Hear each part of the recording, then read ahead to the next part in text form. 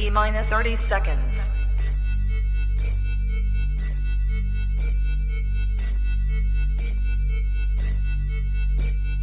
T-minus 20 seconds.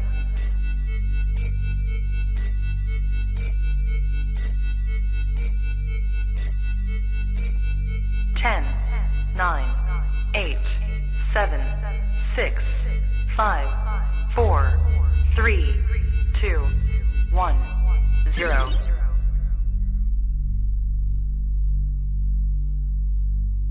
LadyChann! Fight!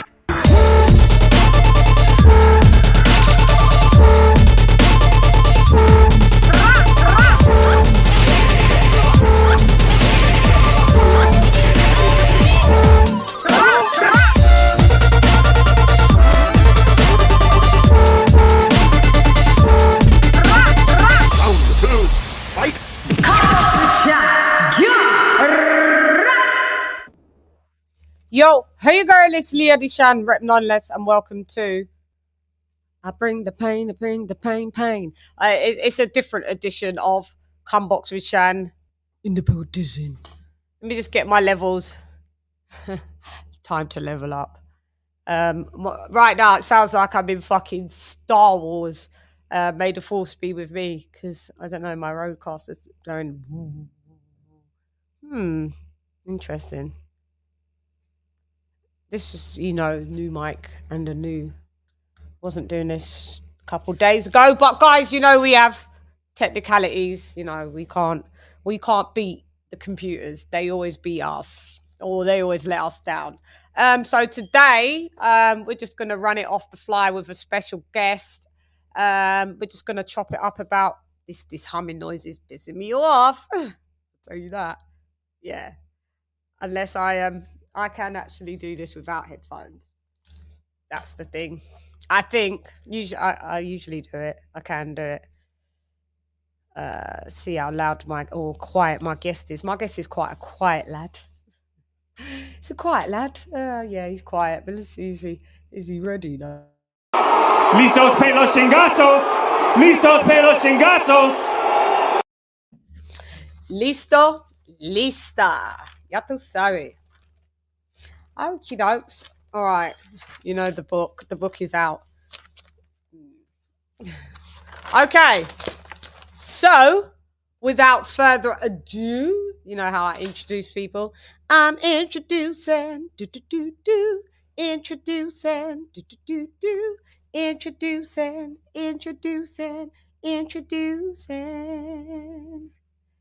Mr. James Payne. I wish I had his intro music, but here we go. What up, Joe?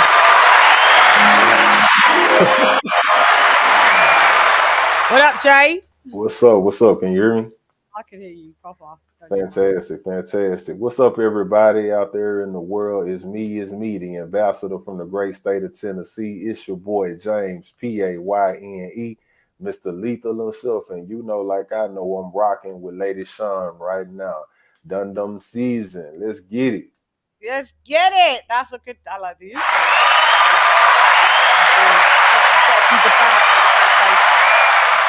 what I usually do while I'm. Hey, before we go any deeper, I just want to say first, congratulations and just admiring all of the subtle changes and progressions that you made with the channel. Everything looks really cool. I see the step up in the game on your mic quality. I also noticed a lot of the graphics that you integrated, so everything looks really awesome. Oh, thank you so much, Jay. Yeah, we have to bit by bit, day by day. We just have to try. It's only one can do, innit? Mm-hmm. So, yeah, I appreciate that. I appreciate you coming as well. Massively appreciated. It's been a long time coming. My TBV compadre in the building. Yeah, man. Yeah, that's where we first met on the Boxing Voice and kept in contact and just established a friendship and just a mutual respect. And so it's all good, man. So I'm just happy to see all of the dope things that you're doing out here. Trying. As like I said, and I appreciate the appreciation all day long. Not that great at taking compliments, so it makes me a bit blushy, but thank you. Don't worry about that. Thank you very much. Well, yeah, thanks. All right, so man, what's up? Let's talk about it. What's going on? Well, where do you want to start? We could start with. Do you want to start with boxing? Sure, absolutely. Yeah, there's some big boxing coming up in 2023. Hopefully, they'll bless us to finish out the year really strong for Right. this last month and week of 2022. And let's talk about it. Let me just see. Make sure. How light am I? Okay. I don't worry. You look great. You always look good. Thank you.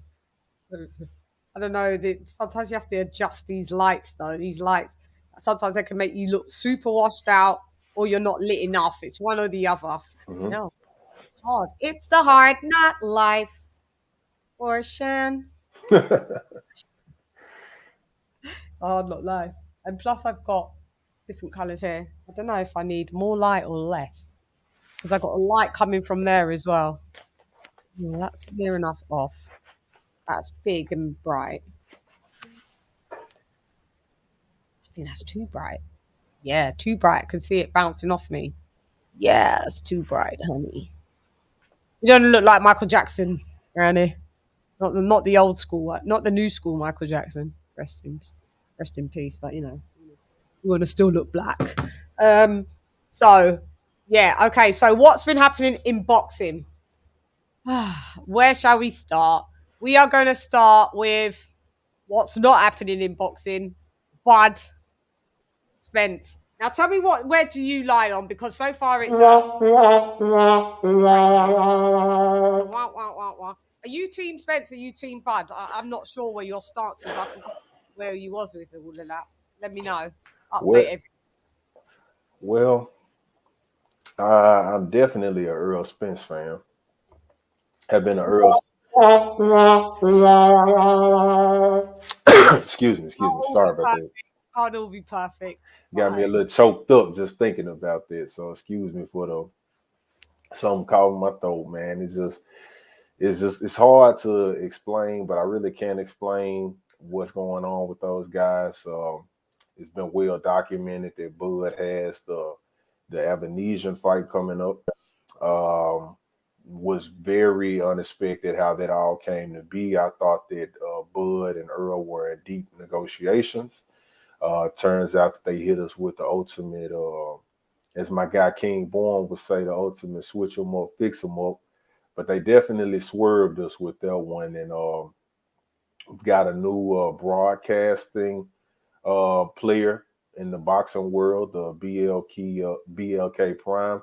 Well, I can't say that they're new. It seems like they've been around for a little while, but this is definitely the most high-profile fight, their most high-profile boxer that they have.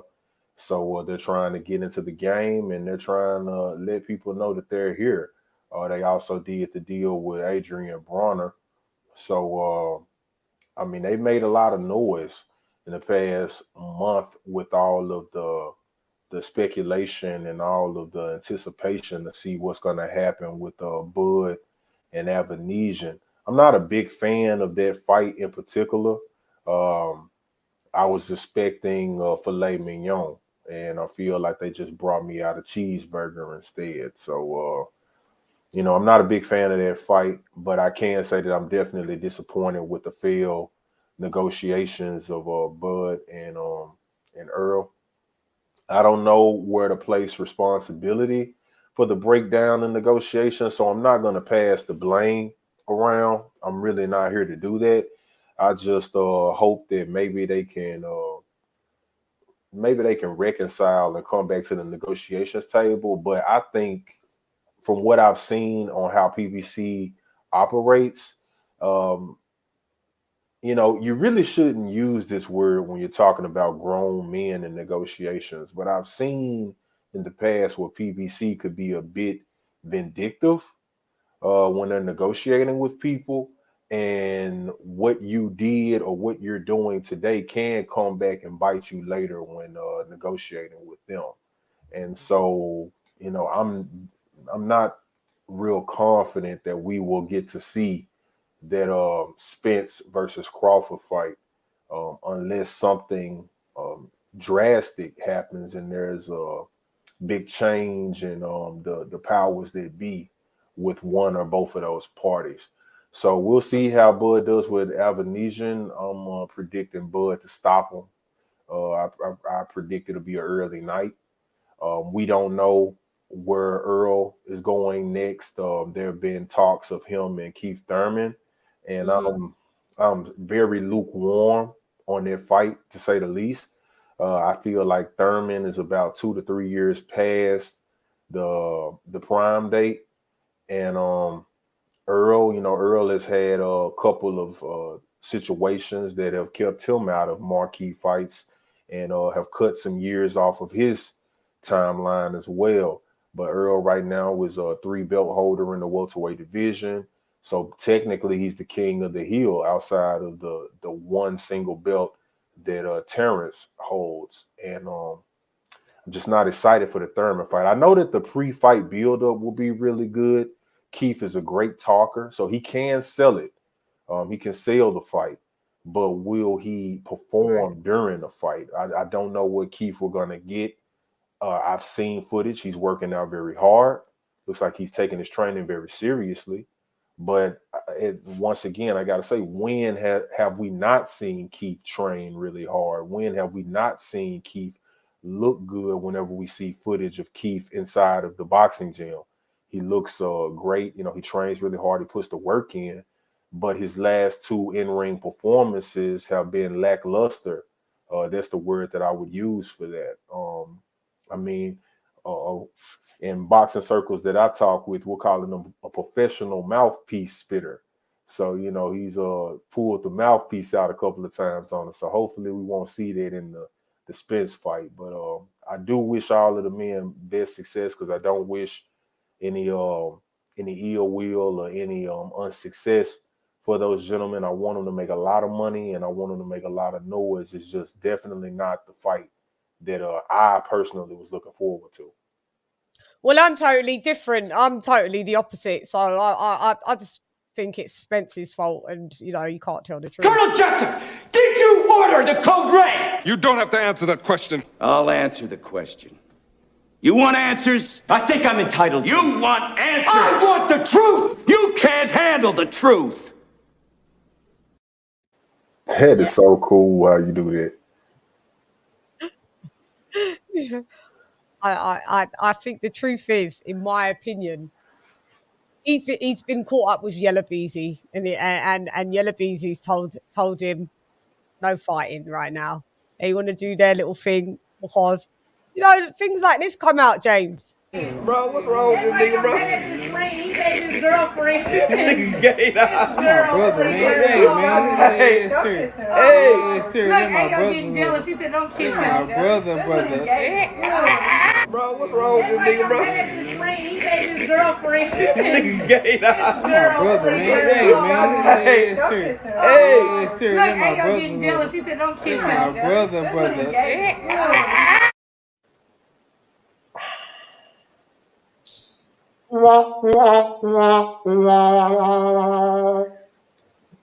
I'm not gonna defend it, but I mean, at least there was a few years ago. Maybe there've been some lifestyle changes since then, but it's definitely unflattering, and they both definitely were intoxicated when that was taken. So sometimes you get a little touchy feely when the drinks and the medicinal enhancers are flowing. You get a little touchy feely, so maybe that was. My brother doesn't do that. You say what? My brother doesn't do that. Your brother doesn't do that? Or his friends, or either any of my friends that are male. None of them do that. Oh, wow. Yeah, you can hug your mate and go, yeah, But when you go to kiss your mate, another story when you go to kiss him now. Well, I mean, if you're going to show that footage, then show the other footage. Show the footage of Terrence in the living room in pajamas wrestling with guys. Show that footage. Since you that's not on my load up board. Yeah, so show the pajama wrestling footage if you're going to show Earl kissing guys on the neck and stuff like that. I'm going to have to look that up. Let me look that up because I've never aware of that. Oh, absolutely. Bud is in the living room with guys. It's like a pajama party, and he in the body slam and somebody look like the Royal Rumble. Or really? It looks like the Survivor Series in the living room. So, I mean, But I Okay, let's mean, have a look then. it's definitely not flattering footage for a 3-belt Okay, welterweight champion. this is what I've pulled up. This is what I can see. I will share the screen. This is what comes up. Let's have a look. Hang on, this is just commercials. Wait 1 sec. And they have a piece of corn and a tomato on the page. Yeah, so Doing a weekly shop. Often the things that we're buying are on offer.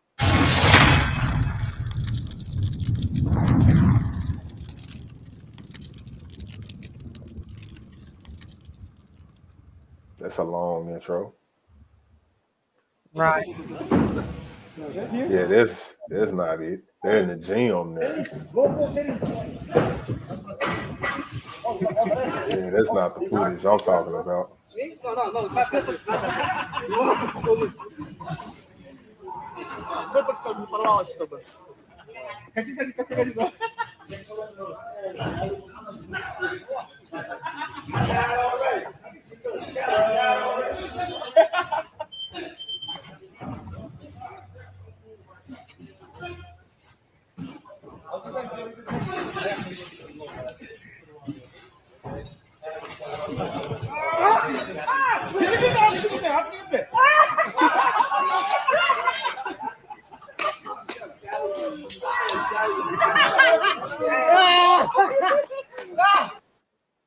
Yeah, that's not the footage I'm talking about.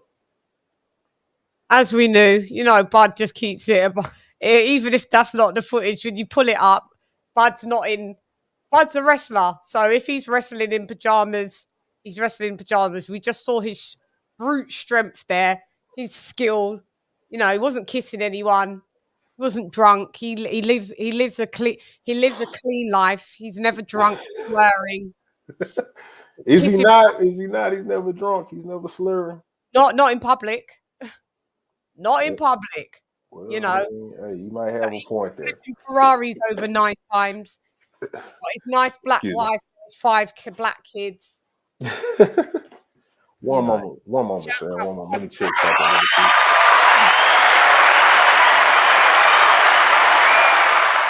I know you're from the South, so you have to have some Southern affinity for Errol Spence, but well, I mean, I've been following Earl since 2012. Since the year that he turned professional, 2012. I remember that's the year that I first met Derrick James in Tunica, Mississippi, at the Fitzgerald's Casino. There was he used to be the primary trainer and coach for a light heavyweight competitor back then, and that's when it came to my knowledge that he had signed Earl fresh off the Olympic trials, I believe it was, coming off of that Olympic season in 2012. And he signed Earl and was looking forward to getting started working with him. And Earl was just this bright-eyed, prospect, that just had a lot of potential and a lot of hype, a lot of buzz around him. And I was excited to see where his career would go. And even then, several of the gentlemen that I was with told me, they said he's going to be a world champion. And it came to pass. It definitely came to pass. Yeah, he's a world champion, holds 3 belts. Yeah. WBA, IBF, WBC. Mm-hmm. He's the man. He's the man at 147 right now. We'll see how long he stays there. He had the Twitter reveal saying that, hey, I've been at this weight for a decade and it's pretty hard to hold that weight. And I believe him. I mean, he's a full-grown man. Vacate the belt and get your fat ass up to 154 and leave Terrence Crawford to do the rest of the work. Well, I mean, stop trying to hold up a man's. Let me just give the stats: 2-time lineal, 2-time ring. You guys across the pond are so hostile. Y'all are so hostile across the pond. Undisputed. Why are y'all so aggressive across the pond? That's what 3-division champ. Those kind of stats. Leave it to the big boys. You move your fat ass up, get to 154. Stop holding up the division. Okay. And that's it. Because Al Heyman giving him a 35% deal of nothing and he still took it, but you wasn't allowed to look at what the net worth, what the net, not the gross of what it netted. Oh, we're not allowed to. We don't want to show you. No Right. transparency. So what do you want with Terence? What do you want Terence Crawford to do? As I Next. said, division champ, the undefeated, undisputed, 2-time lineal, 2-time ring versus a unified 147 career 147 champ. Well, hey, I mean, I feel like both parties left things to be desired I in don't. the handling of this situation. But I mean, so you agree with it? You agree with the Evanesian fight? You agree with the BLK Prime? You agree with all of that? Even at the end of the day, he's got to eat. He feeds his family like that. What do you want? What they was intending to age him out? Let's age out Bud. He's 35. We'll make sure he gets a bit older, slows down a bit. Then maybe we'll have a chance to beat him. Errol Spence couldn't beat Bud, even if Bud had COVID-19. He just hasn't got the skill set to do it. Unfortunately, one-dimensional, flat-footed, southpaw. Come forward, great with the body shots, great jab. But that's about it. Bud, angles, elusivity, slick. Wouldn't say he's totally slick, but he's elusive. He's elusive, defensively sound, offensively sound, power. Bud with power. I mean, I think Bud. I think Bud gets a majority of his stoppages by volume and overwhelming opponents. But if you want to talk about the more powerful fighter between the two of them, hands down for me is Earl. That's funny because in the end, even Sean Porter said, "Yeah, Earl hits harder," but then he said, "But absolutely, Bud dropped me," and it absolutely, and it was with punch." Accurate shots, well placed shots, sharp punching. It will take a toll on you. It does have a definite impact.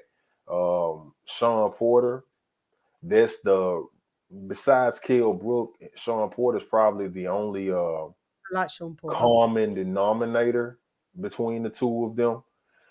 But I don't believe in triangle theories. So because this guy beat that guy and that guy beat that guy, that doesn't mean that guy beats that guy. I just know that Bud beat Sean Porter better. That's what I do know. It looked good. He beat Kell Brook pretty quick too, but I feel like that was a depleted and a shell of his former self. But he was depleted when Errol Spence fought him, coming down from 160 with a smashed orbital. So you can look at it both ways. He was depleted then, coming from 160 to 147. Yeah. That was a hell of a fight too between Kell and Earl had a hell of a fight over there in Sheffield. That was a hell of a fight. And Bud stopped him in 4 rounds. Hell of a fight against someone that just stopped you in 4 rounds.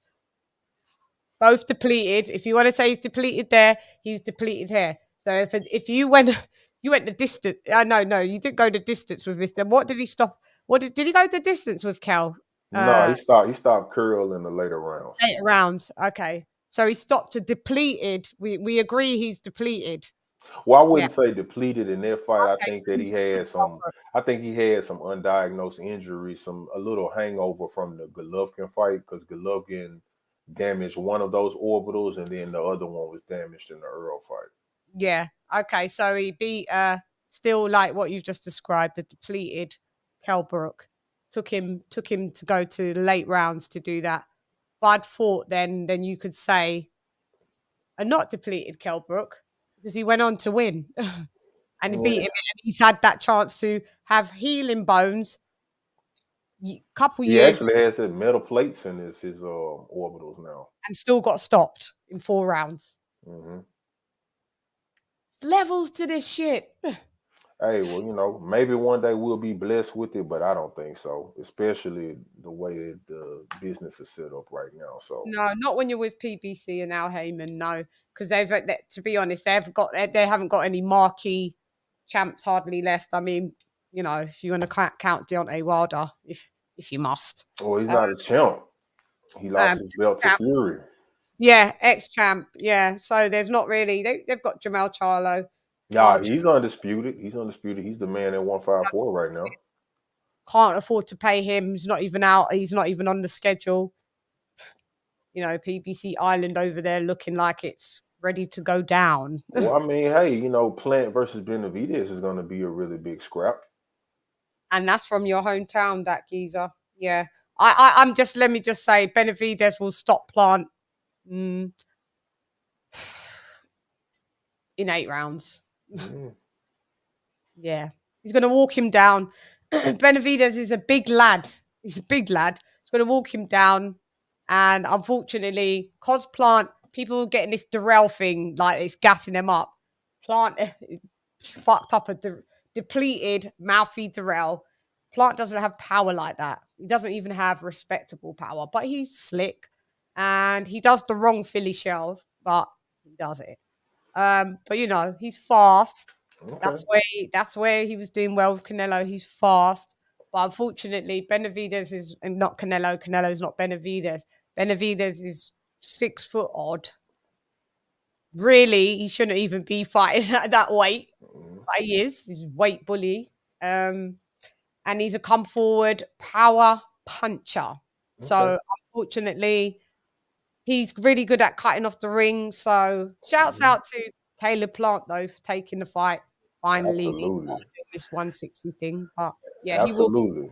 And you know what we rocking? We rocking with Tennessee. So we going Caleb Plant all day, all the way. You know, so you know, Benavidez, he's definitely a formidable opponent. And I have a lot of respect for the Benavidez family. That's a fighting family. They do a lot of big talk. They talk really good. David seems to be the more successful of the two Benavidez brothers when you talk about in-ring exploits. And so, but he's lost his belt 2 times without defending it. You know, once on the scale and once to a foreign substance. So he has a lot to prove. We'll chalk some of that up to youth and just, you know, being youthful, making mistakes. But he has a lot to prove. This Plant fight is definitely the biggest fight of his career. But I'm rocking with my guy Caleb. It's a Tennessee thing with us. So we're going to support our guy and hold him down. I think Caleb has more than enough of what he needs as far as skill and IQ to defeat Benavidez on fight night, as well as a big fight experience. I think that he learned a lot in that Canelo defeat. There was experience. He's been on the biggest stages. He's fought in front of millions of people at this point. He's made his big payday. So it's not about the money. It's not a fight that they're doing for belts. It's more about pride and about bragging rights and about positioning. So I do think that Caleb will do what he needs to do to get the W. But I mean, we definitely have to let the gentleman get in the ring and settle their score. Yeah, that's right. Like I said, I think he gets stopped within 8. But obviously, shouts out to you. He's your hometown. He's your hometown guy. So obviously, you're going to support him. Well, hey, you know, if Caleb doesn't win, then I definitely come back and eat crow like I did before when he lost to Canelo. I came and ate my crow sandwich then. I'll definitely come and eat my crow sandwich if he's not able to get past Benavidez. But I think we'll be popping champagne instead of eating crow.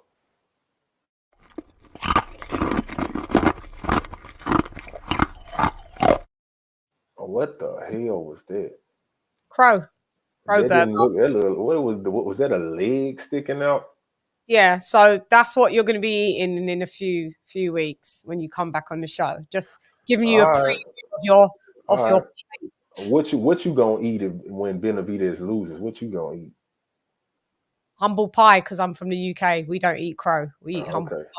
All right. Well, let's go ahead and preheat that oven real quick so you can have it ready to pop in. You know. Not a problem. I can even put it in the microwave. But yeah, very quick. It's quicker. Yeah, well, we'll see about that because so far, every time I've been right about Plant, but I could be wrong. It's a fight that we all want to see. So absolutely. So, what do you think about the Garcia and the Tank situation? What do you think about that? Which Garcia? Because he's fighting too, isn't he? Yeah, it's like a double bag of Garcias, right? Fight mini Garcia, and then you fight the pretty Garcia. You know? I will say this for Tank that the first Garcia, I believe his name is Hector Garcia, that is not a tune-up. If people want to write that off as a tune-up fight, that definitely is not a tune-up fight. You can go as Garcia's last opponent, who had a lot of hype around him, how they fared for him. So there's not a tune-up fight. But Tank, this is so Tank. His last 4 fights, he has been on a tear. The competition, he's continuously fighting tough guys and making emphatic statements. He's stopping guys with otherworldly power, except for Isaac Cruz. And even that, I think that Tank was impressive in that fight. What you talking about, mister? What you talking about, Willis? What you talking about, Manny? What you talking about, Dad? What you talking about, Willis? I mean, what you mean? I mean, Tank is doing his thing. You know, he's fighting tough competition. Isaac Cruz, a lot of guys don't want to step in the ring with him. They're calling him out, but they're not getting their work. And then look how dominant he looked in his last fight. Isaac Cruz, he can go to the... Hey, Shan, man, she full of that hate over them, man. He's ducking Shakur. Nobody cares about no Isaac Cruz around here. I think it's a little soon for this. Shakur just got there. I mean, Shakur's already said he said that's it was mandated. It was mandated. What are you talking about? It's mandated. Well, I mean, you know, it's a lot of things that get mandated, but he just got there. Let's get him acclimated. Let's get him a fight. Let's see how he does at the weight class. Let's see. I mean, he's already calling for Devin. He's already calling for Devin. Boy, bye. Shakur's like, I'll beat that little. He's talking about everybody. That's what he's supposed to do. Yeah, he beat it. Yeah, but the dad, Isaac Cruz's dad, came out and said, we don't want that fight because it's boring. People always say a fight's boring when they're ducking. What do you mean? Shakur's like, if I've just got to get 135 and this is my mandate, this is what I've got to do. I'm not running for the smoke, but who ran? I'm not defending Isaac Cruz. I am definitely not defending Isaac Cruz. I'm not defending Isaac Cruz. You're saying that he's a man, so I feel like you're a man. You should do what a man should do. If it's time to line them up and do your thing, that's what you're supposed to do. Okay, well, Tank's not formidable until he steps up his level of opponent since Pedraza in 1958. Then then I'll be able to judge. But until then, Tank and all of that. So you don't think Tank looked good against Barrios? You don't think Tank looked good against? Wow, look at your face. Tank stopped Barrios and Thurman couldn't stop. Keith Thurman went the distance with as well. Tank stopped the man that Thurman didn't stop. Thurman couldn't even stop him. Tank took 10 rounds, whatever. No. Wow. Barrios is a C-level fighter at best. At best. And I like the dude. I like Mario Barrios. Got such a nice personality. El Azteca in the building. Like him. Nice lad. But still C+. At best. So no, sorry, I'm not on the choo-choo Tank train, I'm afraid. I'm not on it. I don't even put it. I hardly ever speak about Tank on any of my shows because it's just like fantasy matchups. He takes none of the fights. He tweets and deletes. Now you're away from Mayweather. I think maybe that's a good thing. You didn't fight Loma. You never called out anybody. You had no mouth for yourself. Who have you fought? Nobody. So Hector Garcia is going to be one of his best people that he has on his resume. He better be careful that dude is a golden Olympian. That dude is also southpaw. That dude also took away Chris Colbert's O. That dude also dropped Chris Colbert on his ass. That dude has power. He's big for the weight. He's quite obliging to come up to 135. Really, that guy, if you look at him, he's 5'9".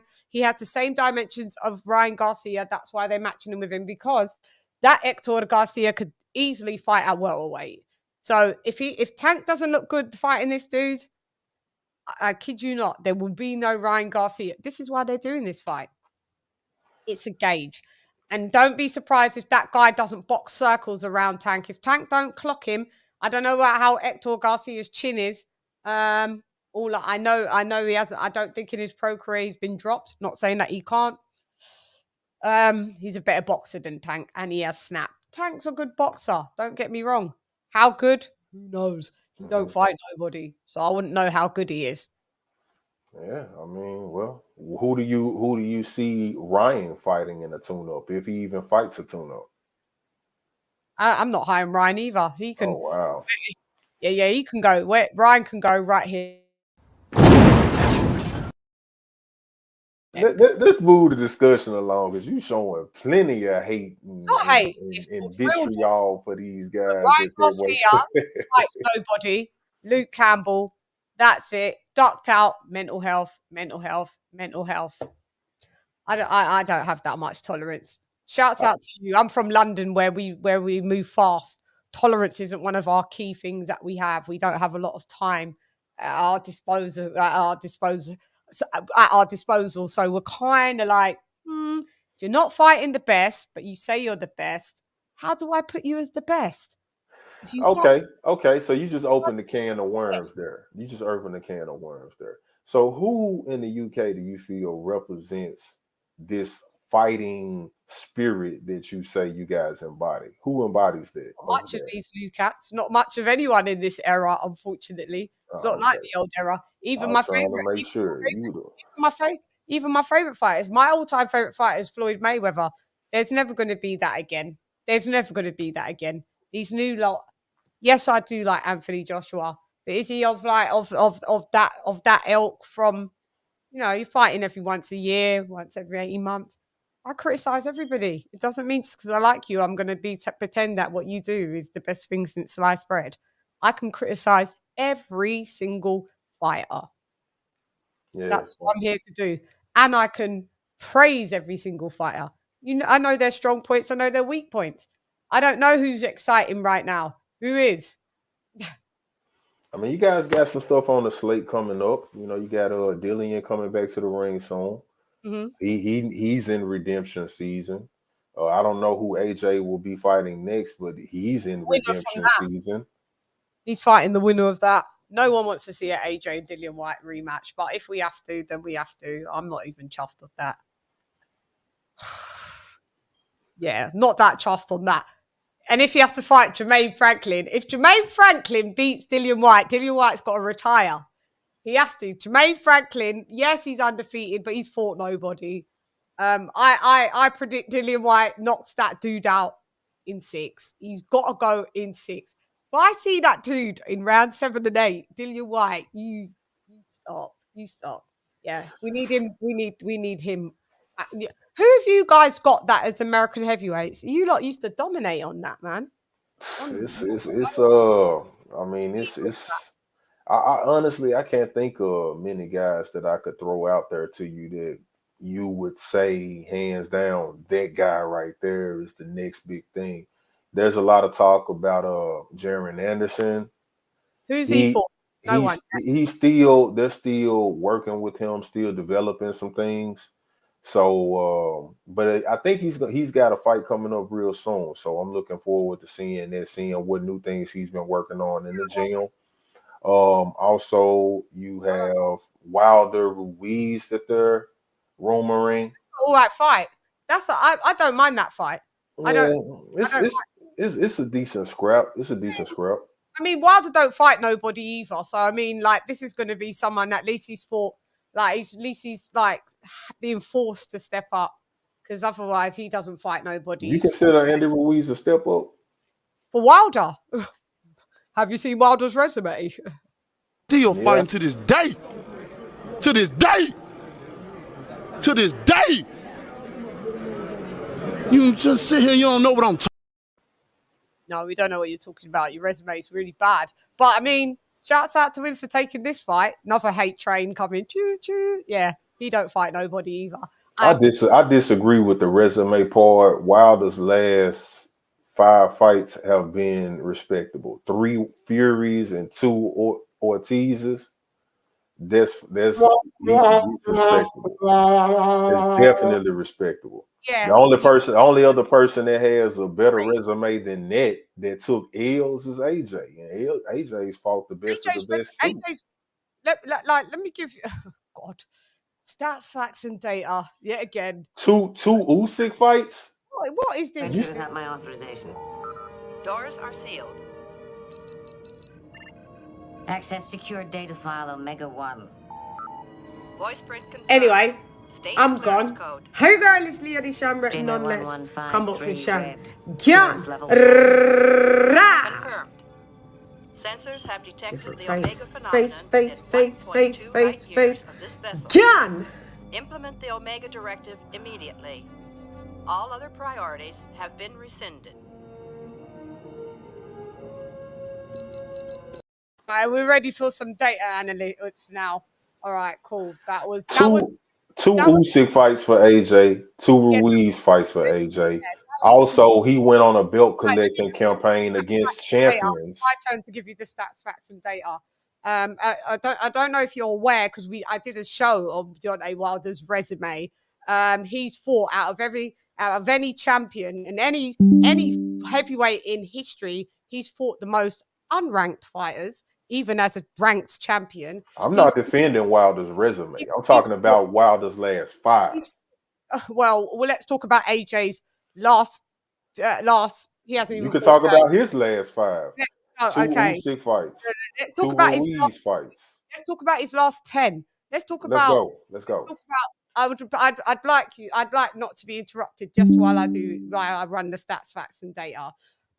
So just so everybody can be schooled, those that are watching, maybe yourself, because maybe you don't know about what certain people's resumes are and who they ranked and whatever. So AJ's fought 8 out of the top 10 ring rated heavyweights. He's beat 7 out of the 8. He's taken on a trot 5 people's O's out of that, champions O's they've gone. On his 15th fight, as we know, he got his first. He beat Dillian White. 16th fight, he becomes an IBF champ. Mm-hmm. By the time it's his 17th fight, he's been unified. He's been unified twice. He's fought Mando after Mando after Mando.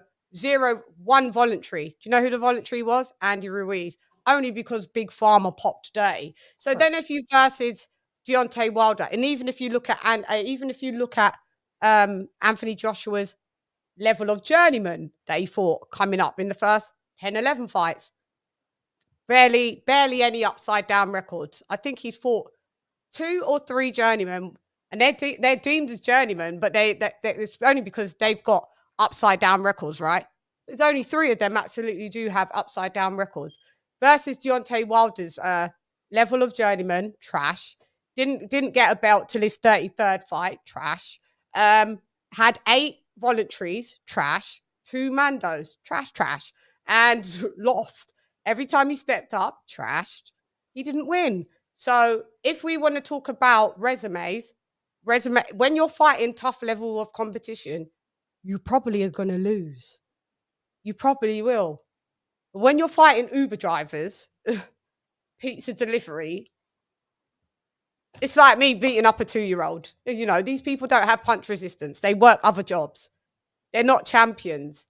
So if you're a champion for 5 years and you fought 8 voluntaries, 2 Mandos, and never unified, and then you've got a lad, and you was a heavyweight.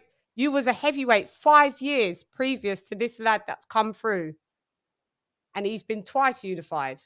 Don't worry about my L's. Don't worry about my L's. You're going to have to worry. Andy Ruiz is a massive step up for Deontay Wilder. A massive step up for Deontay Wilder. He's an ex-unified heavyweight champion of the world. And that's a good one to have on his resume alongside with Tyson Fury. I mean, the days of fighting bums are over because we've peaked the game and Deontay Wilder knows it. Hence why he said he's only got 3 years left. And that probably just means 3 fights. I'd love to see him fight AJ as well. Hope that fight gets over the mark, you know. Take the money. You know, you got offered career high money multiple times, turned it down. Anyway, that's the path. Let's move forward. So if we're going to do with who's got a good resume. Unfortunately, neither Tyson Fury has a good resume, neither does Deontay Wilder have a good resume, and neither does Andy Ruiz have a good resume. Luis Ortiz, this is the one that the Wilder lot tend to go to. Oh, he beat Luis Ortiz. Who did Luis Ortiz beat? Trevor Bryant. Bryant Jennings, my bad. Bryant Jennings. He's had a WBC Latino belt, a Carbine belt. He's had all these nondescript belts. The biggest belt that he's had, it was some kind of interim belt, and he's beat nobody either. Yeah, he beat Charles Martin. That's the best. That's the best that he's got on his resume. So if we're going to cling to, Deontay Wilder beat Luis Ortiz. Luis Ortiz was up on the cards at both fights every single round until he got sparked. He got sparked nonetheless. Got sparked nonetheless. A win's a win. But I mean, the level of competition, we've deep dived on it. We've did shows on it. Shouts out to Ray Mercer, because Ray Mercer. Oh yeah, he'd be coming on the show. I had a word with Ray Mercer. He did back up this. And lastly, Ray, Wilder coming back, our American heavyweight coming back on the 15th. Is it hard to come back from a KO loss and still be yourself? What is hard to come back is you got to learn how to fucking box before you come back. Thank you, Ray. Yeah, then you beat your sparring partner, who's a washed Nordic nightmare, Robert Elenius. That's your current sparring partner. His best wins are a washed, overhyped Adam Kawanaki back to back. So if we go into level of competition, there's no level of any form of competition. But shouts out to Deontay Wilder, though. So for me, to see him step up at Andy Ruiz could possibly beat him. It's a 50-50 fight. He could possibly beat Andy Ruiz. The blueprint's out on Wilder how to beat him. Back foot, he can't launch the right. Don't be mid-range. Don't be at range. Don't let him come forward. Andy Ruiz is a great hooker. You see what he did to AJ? Disrupted that equilibrium. We've seen Deontay Wilder down with a body shot. So we already know that he's flimsy and flamsy and doesn't really have a great punch resistance. And we don't really know what these 3 Fury fights took out of him, being 90 seconds in a ring with his sparring partner. And that was why they picked him in the first place, because they could only show 90 seconds. And any more than that, people like myself that know boxing would have realized he's still trash. But go ahead, your go. All right. Well, first, I wasn't defending Deontay Wilder, nor was I comparing Deontay Wilder's resume to Anthony Joshua's resume. I was not doing it. I said that Wilder's last 5 fights have been formidable opponents.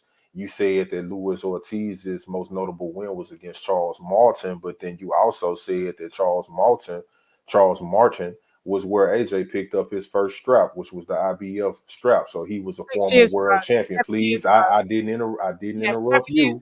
I didn't interrupt you. I did not interrupt you, Shan. No, I didn't interrupt. I did not. I did not. I let you go on a 5-minute spiel. And I want to just convey to your audience. I want to convey to your audience so that your audience understands. So that your audience understands that what I'm saying was not a comparison of Deontay Wilder and Anthony Joshua. I was not comparing their resumes. I said that Anthony Joshua's last few fights have been tough fights, formidable fights. I said that Deontay Wilder's last 5 fights have been formidable fights. That was the point that I was making. That was the only point that I was making. It was not a resume comparison, because there are arguments that Deontay Wilder's the first half, the majority of his resume has been questionable, and I've been one of the main people to contest that over here in the States. So that was not the point that I was making. My point was specifically about Deontay Wilder's last 5 fights being formidable, and then about Anthony Joshua's last several fights being very formidable, because out of all of the heavyweights, I feel like Anthony Joshua has the best resume because he's collected the most belts. But at the same time, some of those points that you were making, I feel like they were a bit inflammatory, considering that I did not make that argument. So there was an argument for clarification with you and your boxing audience that you know your shit. And I'm not questioning that you know your shit, because you cover the sport every day. But I will not be misquoted on your podcast by saying that I was comparing resumes of Deontay Wilder and Anthony Joshua. I did not make that argument. I was simply stating that Deontay Wilder's last 5 fights have been formidable because he had three fights with Tyson Fury. In my personal opinion, he lost all 3. But the first one was a draw, and he lost the last 2. One by TKO, which was a throwing in of the towel, which I feel like his corner did him a favor because he probably would have gotten the same result that he got in the third contest. And 2 Luis Ortiz fights that were very tough. Luis Ortiz was beating Deontay Wilder on the scorecards, but Deontay Wilder has a great equalizer in the power. He was able to get the stoppage in both of those fights. I feel like the second Luis Ortiz fight was uncalled for, but he chose to fight him. I guess somewhere in the brain trust of those guys over there, they felt that a tough fight was equal to preparation for Tyson Fury, and I disagree. If you were going to fight someone like Tyson Fury, a Helenius fight would have been a better fight because Helenius has that size. Not saying that Helenius will prepare you for Tyson Fury, but if you're talking about sizable opponents where you could look at potentially placing your punches or seeing what it would feel like to have a larger man leaning on you and jostling with you in those exchanges, I feel like that would have been a much better preparation for Tyson Fury than a Luis Ortiz, who's a completely different stance and a completely different boxing style than Tyson Fury. Tyson Fury has a completely unique skill set. He's the only heavyweight that I've seen that moves as fluidly as he does at that size with those type of attributes. And the things that Tyson Fury does well is not so much the things he does technically correct. It's the dirty little nuanced things that he does inside of the ring, the mental games that he plays. It's a whole array of things that you have to prepare for when you're trying to take on Tyson Fury. Now back over to Anthony Joshua. Anthony Joshua's had a tough go of it. He had 2 fights with Andy Ruiz. He lost the first one. I think that was an element of surprise thing.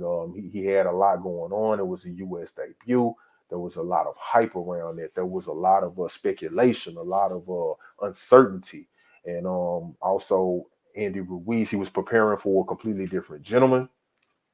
We all know what happened with that. Big Baby popped in that fight. But shots out to Big Baby. He did have his U.S. comeback on our TriStar card. I work with a boxing promotion here in the States called TriStar Boxing, and we were able to host Big Baby's U.S. return. So thank you for coming through Tennessee and blessing us with your comeback return. He looked decent. Looks like he's working on some things, working himself back into fighting shape. So kudos to Big Baby. But Big Baby was getting his chance at the world titles. He popped. So, hey, man, you know, you messed up, so you got to go to the back of the bus. And so they gave Andy Ruiz the opportunity to shock the world, which he did. AJ was successful in the return bout. And then he moved from that into this Usyk situation. The Usyk situation, I mean, he had an interim fight. Yes, he did. He had an interim fight. But it was a Mando. Didn't have an interim fight. It was a Mando. Who? Usyk was a Mando at the WBO, I believe. No, he went from Andy Ruiz to Kubrat Pulev. Yeah, the Pulev, that was, when I say interim fight, I mean like a fight in between his situation with Usyk. I just say he just did what he was supposed to do. It was just mad.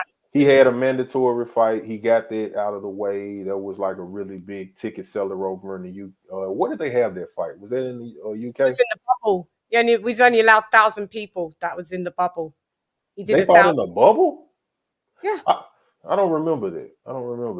Yeah, I could have sworn there was like to a bigger audience, but maybe 1,000. He was the only first one that it was allowed 1,000 people in. Because I remember Dillian White had to fight in the backyard.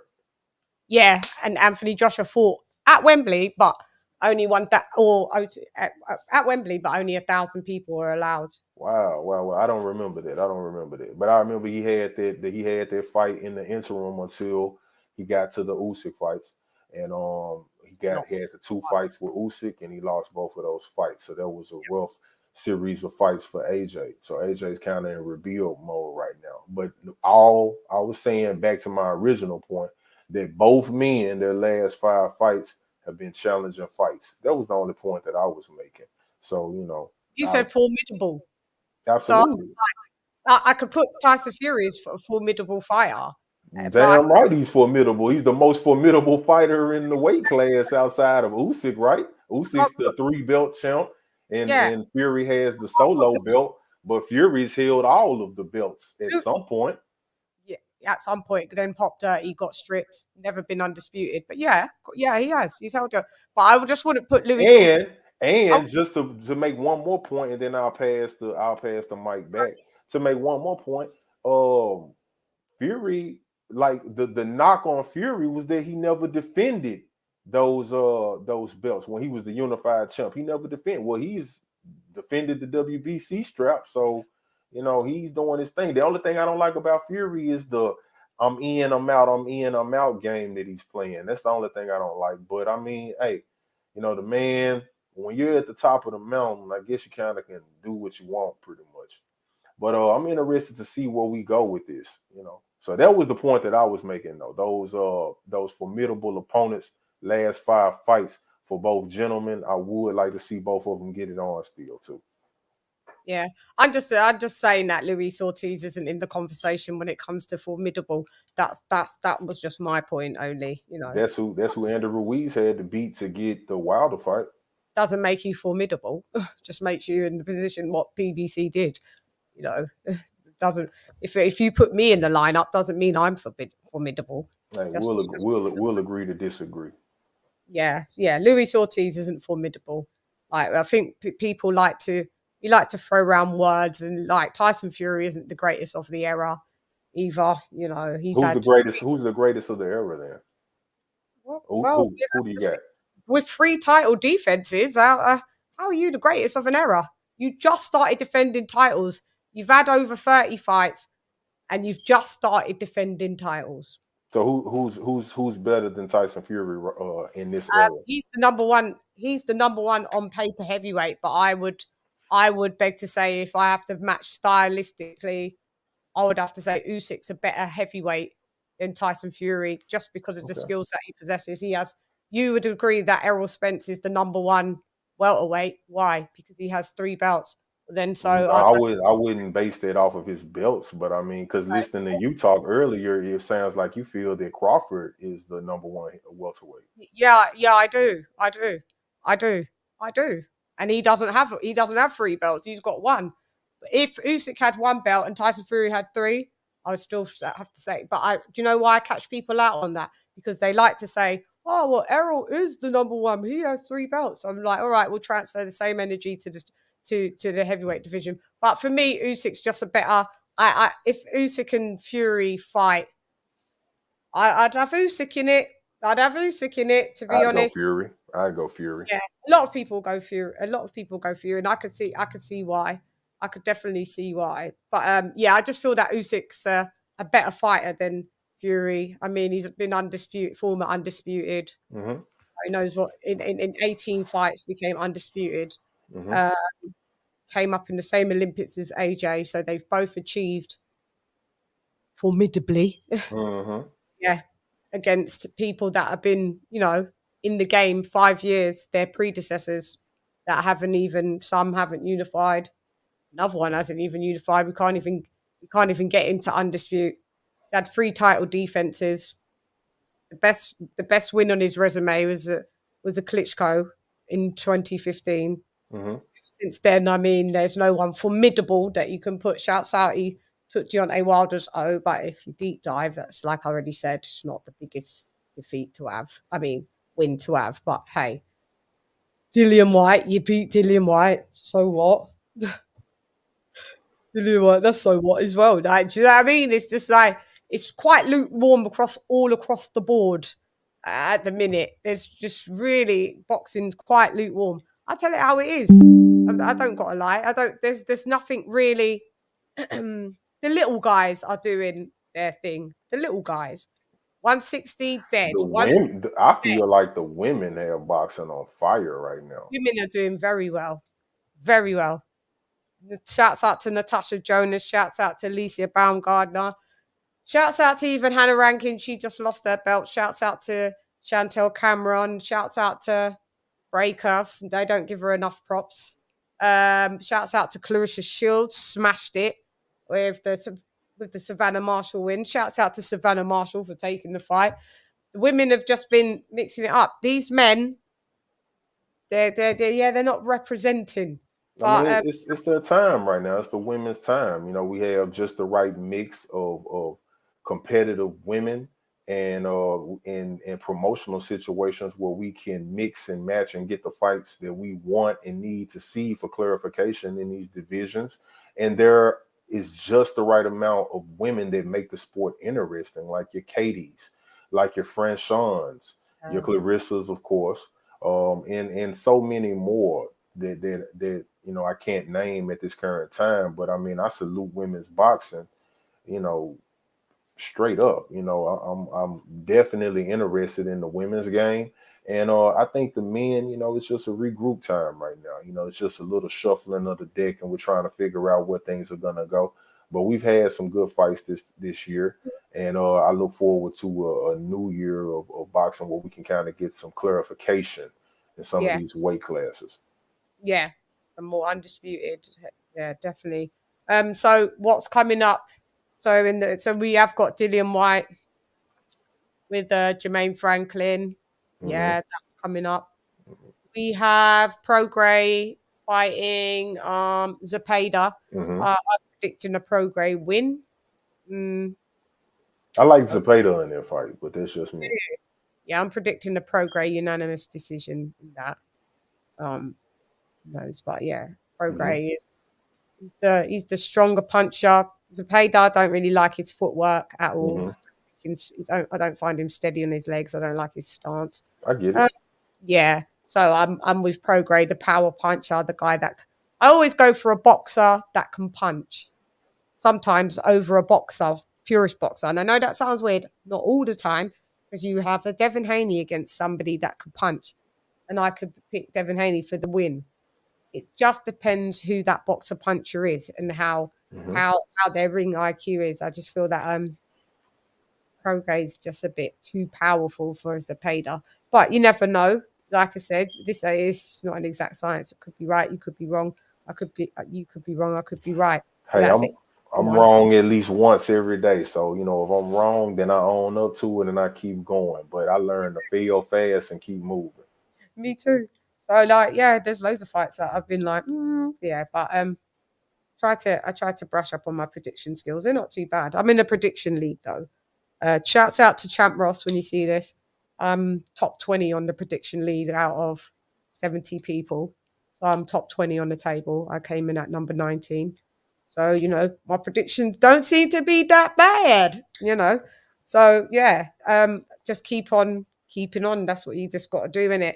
Predictions, I think, once you keep on doing it, it just becomes a skill. Still wrong. Don't get it twisted. Still wrong. But, yeah, I just go for style. Doesn't matter if I like the fighter. I don't think they're going to win. I just don't think they're going to win. If they've been on the show, I've had to predict against fighters that I like that have been on my show. And every time Carlos Takam's been on my show, and every time he's gone into fight, I've predicted against him, but I was always right. Right. He doesn't hold it against me, and he comes back because you know he knows I'm not doing it from a place of malice. I'm just doing it for style matchups. But yeah, I got a question for you. Yeah, go ahead. I remember one time off the air, we were having a discussion about pretty privilege in boxing. And I was hoping that you could elaborate on that while we're on the air. Sure. Pretty privilege in boxing. I think it's a new thing. We're from the era where women boxers, for the most part, looked like men. They weren't deemed as the most attractive. We had Layla Ali, stunning, you know, people like that. But that was really, really one away. I think now that we've got like the Baumgartners, some people put Michaela Mayer, you put Breakhouse is a beautiful girl. Who else would you put in? Of course, Ebony Bridges. Oh yeah, you've got the Ebony Bridges. That vibe. Exactly. Thank you for that. And I think that sometimes people are predicting due to the person who they think's pretty, or they see a fight a certain way with those women, plus some more, because I know there's some more other beautiful women. My bad, beautiful. You're beautiful, but you know, the aesthetically, the stereotype pretty. You know, all of you guys. Shouts out to the women. But I think I've noticed that I've seen analysts, or I've seen commentators, I've seen content creators watch fights and say, oh, this one's winning, or this one's did better than they had, because they find that fighter, whether it's consciously, subconsciously, they're doing it because they are attracted to that fighter. So I think that's a nuance in boxing that we're going to start discovering, that pretty privilege does exist. Because I mean, things, for instance, when Clarissa Shields says something arrogant, and then Alicia Baumgardner says something arrogant, guess who gets rained on? Clarissa Shields. Clarissa Shields definitely has more of an aggressive tone in her delivery than Baumgardner. Really? I think so. But then at the same time, Clarissa Shields has been covered more widely than Baumgardner. I feel like Baumgardner is just being introduced to the party, so to speak. I mean, she's been around for a little while making noise, but I'm talking about on this level where she had such a high profile introduction, high profile card. I feel like the Queen's passing assisted in the marination of making her fight with Michaela more high profile. And she still cursed her way. They had to do over here in Sky, they had to do so many bleeps and tell her to stop swearing and cursing. I've never seen Clarissa Shields come over and swear, bleep, bleep, bleep, bleep. Never. It's just her delivery. I think it's when I'm talking about Clarissa. You know, she has a very raw and very in your face delivery style, and I have yet to see that kind of coverage on Baumgardner. But maybe in America, and Baumgardner's signed to a UK promotion, so we get to see her quite a lot more often, probably. Yeah, and I can tell you, looking at her Twitter, looking at her on what she does on interviews here, she's no different from Clarissa Shields. Clarissa Shields gets rained on because she's not seen as the aesthetically pretty light-skinned girl, hair down to there, straight nose, small lips. I mean, I think Clarissa's fairly attractive, actually. You know, she looks good, has an amazing body, and does her thing. And very confident. Her confidence is very attractive. She's not deemed as she's deemed as more a niche attraction, meaning Baumgardner's like PG. There's more people that's attracted to her.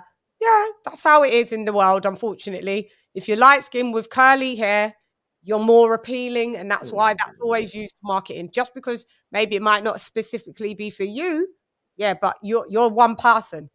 The masses always use, whether it's in videos, music videos, whether it's in record labels signing women, whether it's letting certain women into clubs, letting certain women do campaigns. They're usually of lighter hue. That's a fact. It's not an assumption. It's not an opinion. It's a fact. So pretty privilege is everywhere. Listen, even if you're dark-skinned and pretty, you're going to get privileges more than a woman that isn't deemed, as pretty. Pretty privilege exists. I'm just saying I can now see it in boxing is all. That's a nuance. We're gonna run into a few nuances in boxing as it evolves. I think there's going to be a few teething problems, and hopefully with the crop of more pretty women that come through, then we won't even notice that. But I did notice pretty privileges was in the building. Yeah, it was in the building. I saw it. You definitely got a new crop of women coming up, and they are attractive, and they do have boxing skills. I've seen a lot of women in the amateur ranks that are getting themselves together and getting ready to come to the professional side. And I think they're going to do some big things. I've been blessed to see several amateur boxing fights recently where those women, they are putting it down. But I don't think pretty privilege is just isolated to women. I mean, I look at AJ, for example. All of the women think he's attractive. Yeah, but we don't judge. No. But there's a difference. There's a difference. Females have always looked at male boxers. It's a male dominating sport. Right. So, I mean, we don't judge because a fighter's good looking. Well, I don't really see women judge. Maybe casual women. AJ's won. He's won. Yeah, he's won. But if I'm judging, it don't matter if AJ's thingy. If he lost the round, he lost the round, didn't it? If you lost. But see, you're a boxing fan, so men. you're not casual. But it's aesthetically, AJ is what you want to look at. You'd much rather watch AJ fight than Dillian White. No, that's so not true, sir. Ah, damn it, Shan. I thought we were having a show. That's you know true. damn well that you are an AJ fan. You know you like to look at AJ. Come on now. How could I? On my private time, I'd rather look at AJ versus Dillian White. But as a content creator, let's keep it real now, sir. Like that's not what I'm on. This is not why I do this show, to see AJ fighting because he's good looking. I need to see everybody fight because I love boxing. Absolutely. You love boxing. But I'm just saying, from what I've heard, just in casual conversations, one boxer that females, no matter what walk of life they're from, they know Anthony Joshua. And I'm like, wow, like, you don't know who Deontay Wilder is, but you know who Anthony Joshua is. And they're always like, oh, AJ.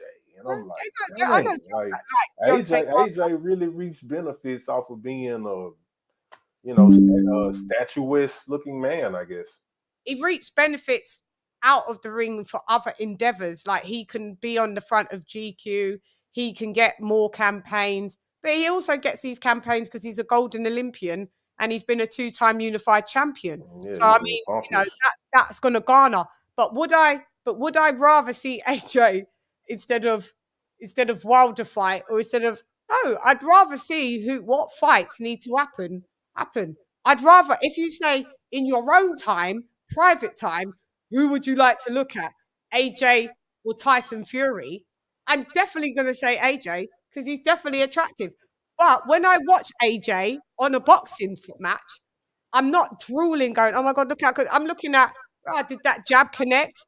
Oh my God, he did actually establish a pull counter. Shouts out to Floyd Mayweather for teaching him it. He could do it. Yes. Oh my God, yeah, he is on it. He is on the balls of his feet. Yes, I do like his 3-punch combinations, his 4-punch combinations. Dillian White, I don't find him attractive like that. But do I like watching him? Yeah, because if he needs to fight, he needs to fight. So Dillian White, shouts out to you. You knocked out the geezer, but I mean, your chin is kryptonite when it comes to the uppercut. You can be flat-footed. You come in too heavy most of the times, but nobody can dispute that your left hook, right hook, especially your left hooks, are amazing. You are the body snatcher. I don't sit there and go like, oh my, no. So when I'm doing my job, I'm not looking at no AJ. He's got pretty privilege. He has no privilege. None of them have a privilege until they show me what their privilege is. Okay. I need to see their skill set. All right. Who would take me serious if I sat here doing a boxing show and just was drooling over the men? Hey, no clue, no clue. You wouldn't have said that to a man. I wouldn't have said what? You wouldn't have said that to a male content creator. Oh, you just like interviewing. You like interviewing. You like seeing the women boxers because, come on, you like the women boxers. You would say that to me because I'm a woman, which is, quite unfair because that's not how I rock. I'm professional. Never said you were not. I know, but that would be unprofessional if I was to give AJ more of an advantage because he's an attractive lad in the sport of boxing. How credible would I be if that's how I really operated my channel? Hey, I'm just saying, casual women, they connect with AJ, they rock with AJ. I don't know him. It's not a great time for AJ as far as professional exploits, but I mean, hey, he might have a future in Hollywood, possibly, Maybe. If he does, shouts out to him, whatever he picks to do, he does. If he does something in Hollywood, would I watch it? Yeah. If I watch it and it's rubbish, I'll say it's rubbish.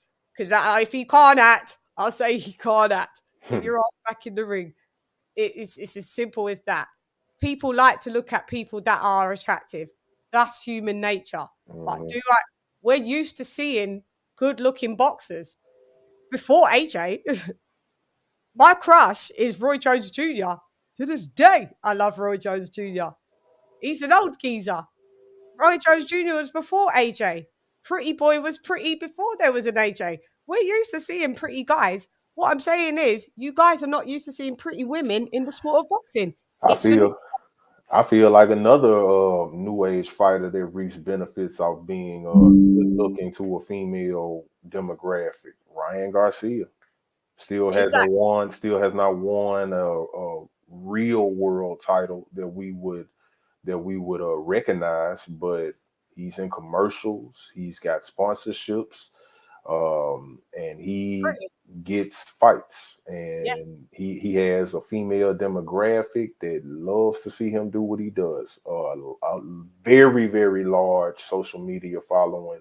So I do think if you're easy on the eyes, there are some advantages and some opportunities that will present themselves to you if you're not so easy on the eyes. 1,000,000%. And that's across the board, just in life, in anything that you do. If you look easier on the eye, more doors open for you.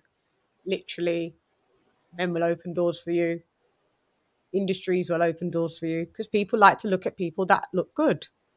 That's just what it is, isn't it? I don't know who made them rules. Go take it up at HR. Not my rule. I'm down for everybody that has content and anything to say. You know what I mean? I guess nobody wants to look at a Quasimodo, but like literally to that. But you know, as long as you know what you're talking about, I'm down for watching what you got to say. Right. Like, oh my God, because you look like that, everything.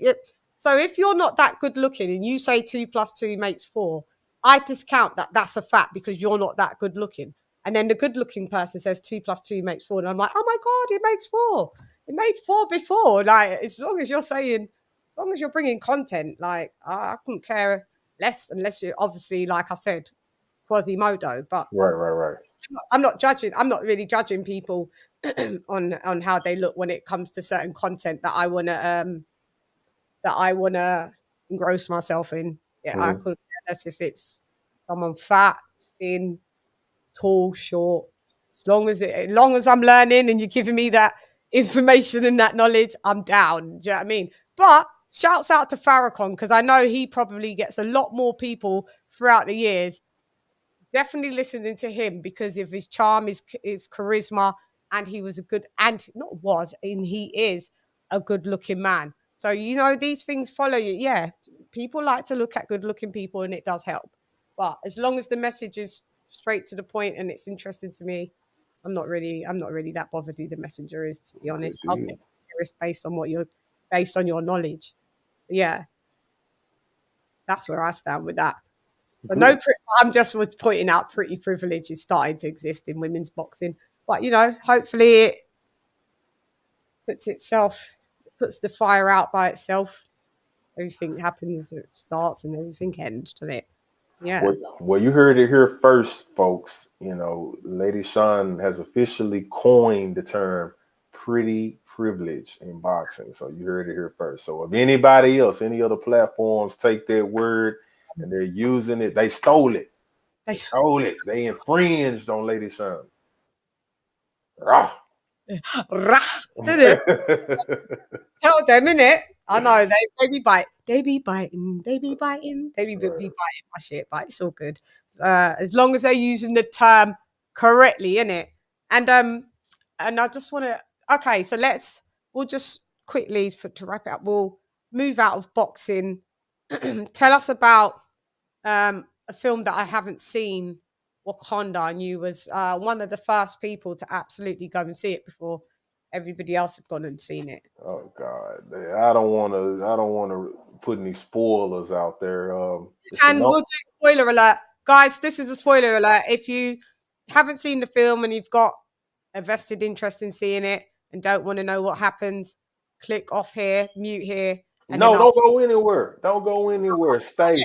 Trust me. I won't spoil it for you. I won't spoil I'll let it them for know you. the signal that they can come back on. And Trust me. I won't spoil it for you guys. I won't spoil it for you guys. Well, right now, #1 movie in the world. At least that's what they're boasting about. So, hey, as far as revenue, money that they're gonna make, they're definitely gonna make their money. I personally did not enjoy the movie. Not because it was not because the movie was shot badly. The movie was shot beautifully.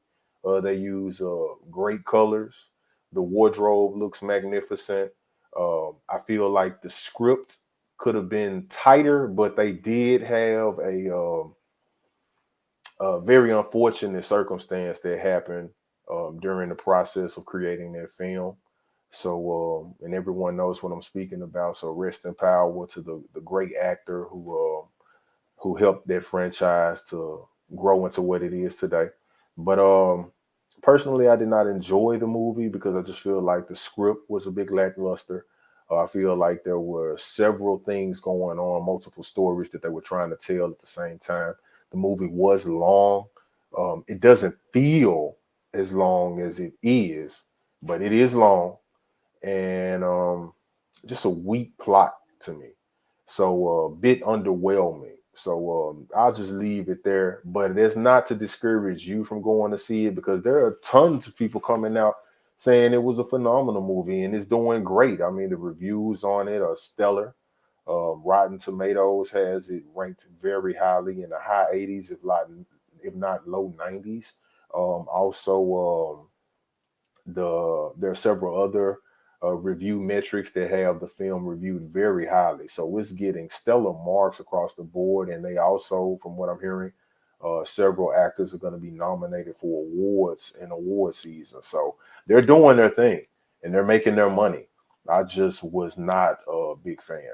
But let's stay in Hollywood, because there is a movie coming out here soon that I'm looking forward to seeing. There will be Creed 3. And I don't know if you're a fan of the Creed franchise, but it's obviously a spin-off of the Rocky franchise. And I'm excited. I saw the trailer for Creed 3. I made sure that you saw that trailer as well. It's a fictional story around the sport that we love, the sport of boxing. And so it looks intriguing to me. So I'm interested to see what happens with that. I did watch Creed 1 and 2, as well as all of the Rocky franchise.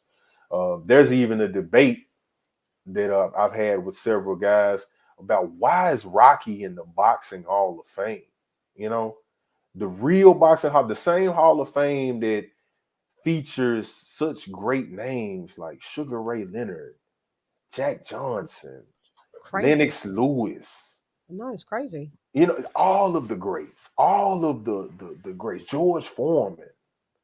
You know, like these are Muhammad Ali, for God's sakes. Mike Tyson. You know what I'm saying? Like these are cultural icons. Right. And then we put Rocky, and not Rocky Marciano, Rocky Balboa. Like, hey, yo, you know what I'm saying? Hey, but it works. It works because it's part of boxing. Motivational components.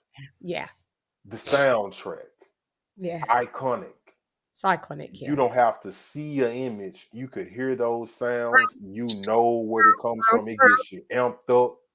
Gets you ready to go. The suspense and the drama, you know, the underdog story, and cinematically, you know, the way that they choreograph the fight scenes to put our hero Rocky in ultimate peril in every single movie. He's facing gigantic odds. He's in ultimate peril. He's cut up. He's bleeding. He's beaten.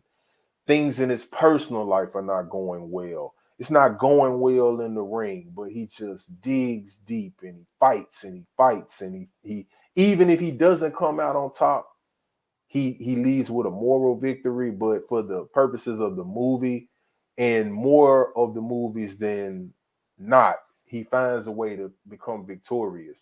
And I think that that it spurs an inspirational content that I think is warranted for him being in the Boxing Hall of Fame. And then this spinoff series is very successful as well. They have a great lead actor. The story, it makes sense to me, and I love the fact that they're paying homage to the character of Creed, and giving so much shine to the importance of Creed's representation in the Rocky franchise. And so here we go, with a Creed #3. I think it's going to be another one. The guys' physiques in this movie, that's not a traditional boxing physique. No. Man, their workout plan, those guys look great on the screen. So I'm excited. Oh my God, ripped. They are sliced like a deli sandwich. So I'm looking forward to the movie, and looking forward to giving it a review, because I'm going to start a review page here soon where I'll be reviewing movies and just pop culture, things that happen in pop culture. So take pivot out of my love for boxing and go more into the entertainment world of things. So we'll see how it goes, but I'm looking forward to it. I encourage you to watch it, and to any of your patrons, any of your viewers, subscribers, hopefully they'll watch it too, and we can have a discussion in the future. Yeah, we can come back and discuss that on the next episode, or whenever that film drops, by the time whatever episode it's on. But yeah, I've got to do a review on that for sure. And then just wrapping it up with popular pop culture or music. We've got the Grammys. I'd just like to shout out to my friend Ayak Thiek, who is being Grammy nominated. This is one of my best friends. Wow. She's wrote on the Diana Ross. She wrote on the Diana Ross album. So she's under the category of Best Traditional Pop Album. So it's amazing. Diana Ross, Michael Bublé. Wow. It's a big full lineup. And yeah, so we were just talking today about the Grammys. Hopefully she gets to attend. If she doesn't, then we're doing a Grammys party here in the UK in February. We'll keep you posted because that will be wild. And even if she does go, when she comes back, we're doing a Grammys party anyway, because this is like literally one of my best friends. And yeah, so shouts out to her. I got to give her a big round of applause.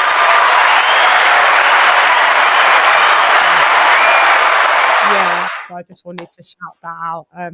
Surround yourself with greatness, and greatness. That's right. Yeah. No, that's right. Yeah, that's true. It's congratulations to Sean's friend. Best of luck, best wishes on your Grammy nomination. Hopefully you'll bring some gold across the pond, and that would be dope to see. Would be super dope. And I was just thinking of any albums that have really dropped, or it's just I've seen a little bit of mix and blend with the girls going at it. So Nicki Minaj going at it again with Lotto, because Nicki Minaj has been, her category in the Grammys has been changed from best hip hop song to best pop song, where she's going to be she's going to be little fish floating amongst big fish, and she's saying, why isn't Lotto the same? Because her song, is it BDE? Or Big Dick Energy that she had. Yeah, I know what you're talking about. Big Dick Energy. Woo! Go ahead. So she's Nicki Minaj put her on blast, like, why isn't her? You don't do that, like if you're in trouble, you don't go, so why isn't that one in trouble? Mind your business, just do Nicki Minaj. I love Nicki Minaj. Not too crazy on her personality, but as a visual artist, as a female MC that writes and performs, she's dope. So I don't know what you think about that. They're going back and forth on Twitter. Nicki tweeted and deleted, and now all of a sudden 135 Lotto songs have been leaked, and they're saying, and it's by a supposedly 13-year-old. Don't know how a 13-year-old would get access to 135 Lotto songs, but I mean, the the rumblings is and the whispers in the wind is that it's something to do with Mm. Well, I don't know. That whole situation, I really don't get into the cattiness of the entertainment industry. From where I'm from, Memphis, Tennessee, there's a young artist, Glorilla. She's doing big things. I'm not a fan of her music personally, but she's doing her thing. She's touring the world. From what I understand, she was recently in the UK doing some business. probably, and she's got a collaboration with Cardi B, so she's blowing up everywhere. She's literally blowing up everywhere. Yeah, do I like that? Do I like that video was tragic. It was pregnant girls with drinking beer, and they had babies on their hips, and they were smoking cigars and blunts, and I thought tragic. But I mean, go off. You made it. Hey, Memphis, Tennessee, place of my birth, Well, I mean, she's doing her thing, and then and she's definitely glowed up. So shouts out to her. But she's, doing her thing. Shouts out. I mean, in my playlist here recently, it's more. I'm listening to more funk music, like rare funk, chill hop, lo-fi, things like that. Things that really don't have a lot of lyrics to it, and if they are, they're kind of mixed in on the low end of the tracks. So it's kind of helping me get back into my creative zone.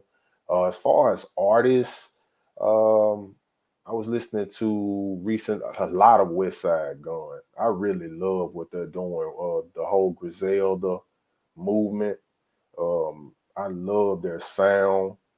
It's just so dirty and grungy, but at the same time, it just takes me back to that golden age of hip hop. Trying to think of who else do I give a lot of spins to. Kodak Black. I listen to a lot of Kodak, and I've been listening to a lot of old school here recently. Some De La Soul, some Tribe, things like that. I was listening to some old Buster the other day. Same. Actually, man, I mean that man there is talented, man. I'm talking about just hits on hits on hits. So I like to diversify the musical consumption and listening to some pop music, trying to expand my game with that. So I'm listening to some pop artists also, and just trying to switch it up, so I can keep the musical palette fresh. So when I get back into creation, things can flow a little bit easier for me. Yeah, that's what I'm doing at the moment. I haven't been really listening to anything except for some like throwback stuff, old stuff, because I'm in the midst of releasing something coming. You might have seen it on my Instagram, little teasers here and there, and shouts out the special collaboration. The collaboration is special to me. It's not anybody that anybody will know, but it's quite a special one, and that when it's revealed, I'll let you know why it's special, because it's quite mind blowing. But right. Have a big old official rollout, Yeah, so get ready to shoot a video soon, and but it won't land on this side. Yeah, it'll be more than likely ending of January, after a rollout, maybe end of January, beginning of February, to be fair. So so I'm not really listening to too much stuff. I don't listen to like other people's stuff too much when I'm writing, because I don't want to be influenced. Or you want to be inspired. You don't want to be influenced. But it's hard to try and differentiate that and stop that from happening. So I'm just in kind of my bag. Shouts out to everybody that rock with me from music, and they see me doing boxing. They're like, when does this bitch bring out anything fucking new?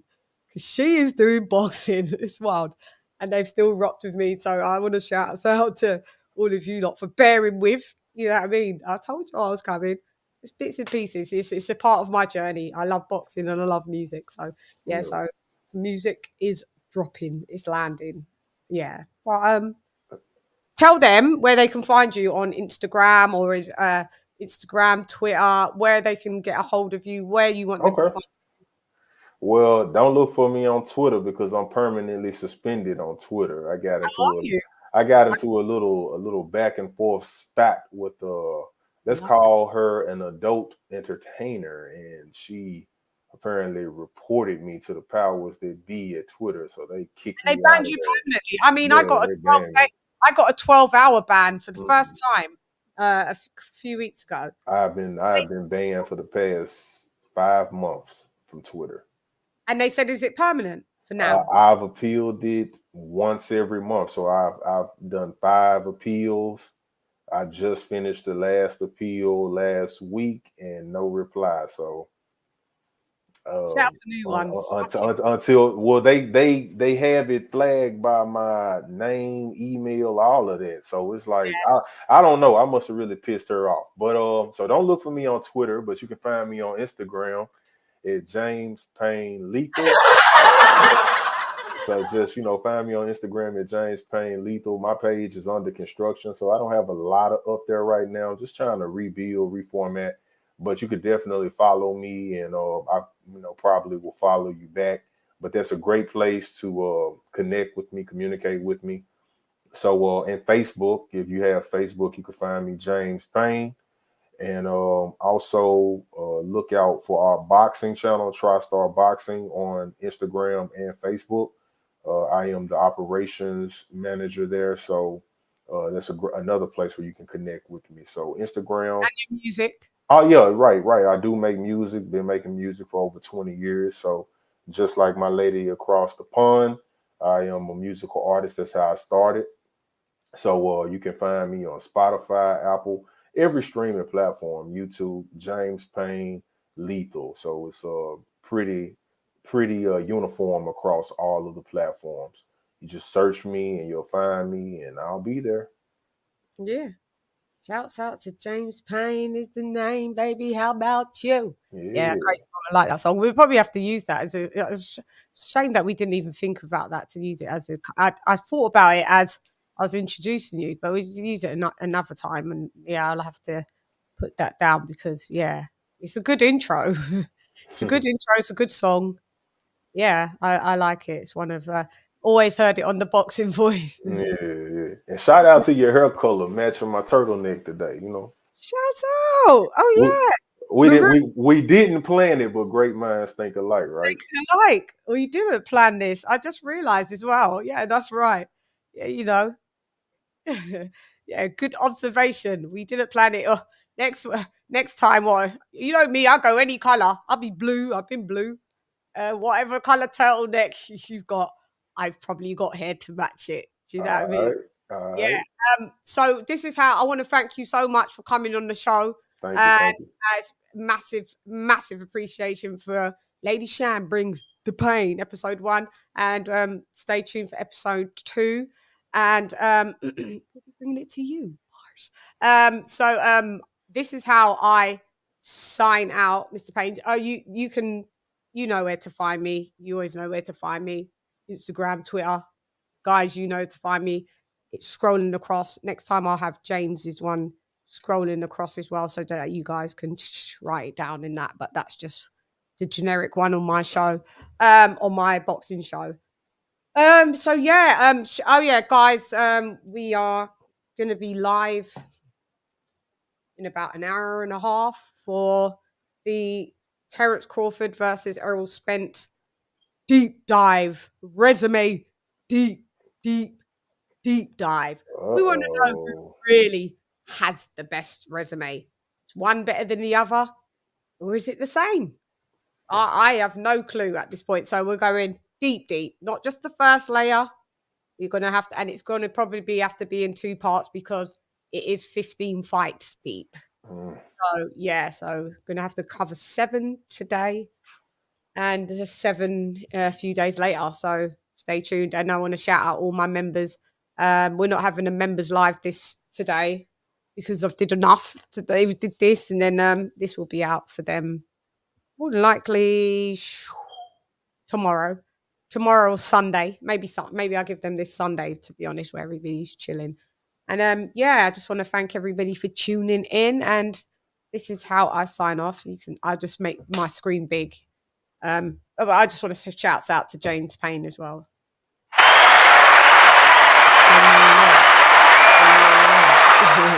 And so I solo out, and this is what I do. James is just behind. Don't worry, he hasn't got lost. So you know what we do. I'm here to tell the whole truth, all of the truth, and nothing but the truth. So help me God. Colonel Jessup, did you order the code red? You don't have to answer that question. I'll answer the question. You want answers? I think I'm entitled. You want answers? I want the truth! You can't handle the truth! We're here to produce stats, facts, and data. And that once you produce your stats, facts, and data, guess what that produces? Knowledge, and knowledge is key. Knowledge is key. That's right. So it's for Guan. So if it Guan, not bad I see nothing because nothing not a Guan. Lock off your eyes, cost me, make you come. Them not like we wouldn't like them just because, you know, you have to point out some shit and people hate it. But hey, such is life. Tell them flow down. Them not like me, some me not like them. Man, I figure set this straight and clarify. Put fire upon a pagan, aim for the cranium. Turn off the news, there's a bag of life. Roast raised man, wanna inform up, fun Babylon and every one of them dirty guys. And if they wanna go around the order, I guarantee somebody's dropping flight. You don't believe them. They need more people. Well, we don't believe you. You need more people. Always ready. Lista. For the men, listo.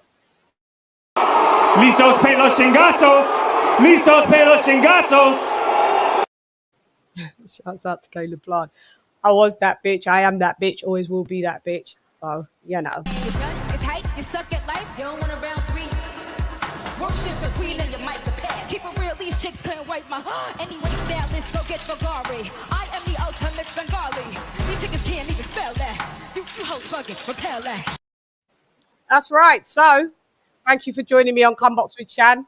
LadyChann brings the Payne episode 1. Shouts out to James Payne in the building. Anyway, I'm gone. Hey girl, it's LadyChann rep nonetheless. Comebox with Chan. CHANN. LadyChann is left the building. CHANN. LadyChann. Fight.